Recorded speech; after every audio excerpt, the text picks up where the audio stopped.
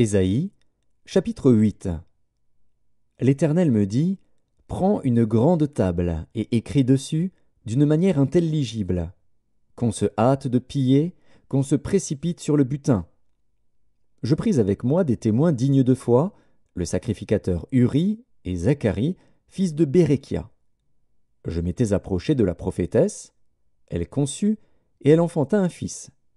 L'Éternel me dit, « Donne-lui pour nom Maher-Shalal-Shash-Baz. » Car, avant que l'enfant sache dire « Mon père, ma mère », on emportera devant le roi d'Assyrie les richesses de Damas et le butin de Samarie.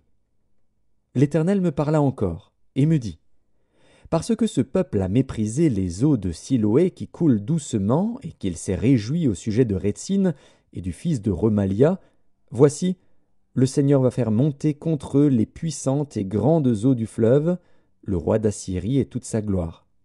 Il s'élèvera partout au-dessus de son lit, et il se répandra sur toutes ses rives. Il pénétrera dans Juda, il débordera et inondera, il atteindra jusqu'au cou. Le déploiement de ses ailes remplira l'étendue de ton pays, ô Emmanuel. Poussez des cris de guerre, peuple, et vous serez brisés.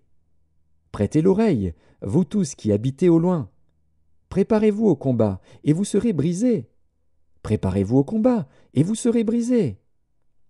Formez des projets, et ils seront anéantis. Donnez des ordres, et ils seront sans effet, car Dieu est avec nous. Ainsi m'a parlé l'Éternel, quand sa main me saisit, et qu'il m'avertit de ne pas marcher dans la voie de ce peuple. N'appelez pas conjuration tout ce que ce peuple appelle conjuration. Ne craignez pas ce qu'il craint, et ne soyez pas effrayés. C'est l'Éternel des armées que vous devez sanctifier, c'est lui que vous devez craindre et redouter. Et il sera un sanctuaire, mais aussi une pierre d'achoppement, un rocher de scandale pour les deux maisons d'Israël, un filet et un piège pour les habitants de Jérusalem. Plusieurs trébucheront. Ils tomberont et se briseront, ils seront enlacés et pris. Enveloppe cet oracle, scelle cette révélation parmi mes disciples.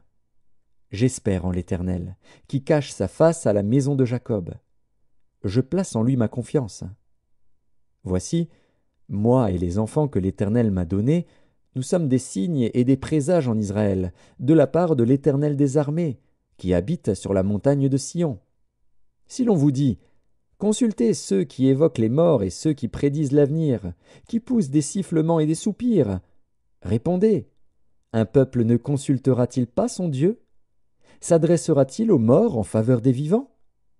À la loi et au témoignage. Si l'on ne parle pas ainsi, il n'y aura point d'aurore pour le peuple.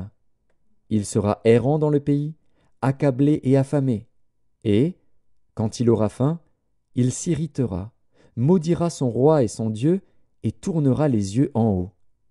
Puis il regardera vers la terre, et voici, il n'y aura que détresse, obscurité et de sombres angoisses. Il sera repoussé dans d'épaisses ténèbres.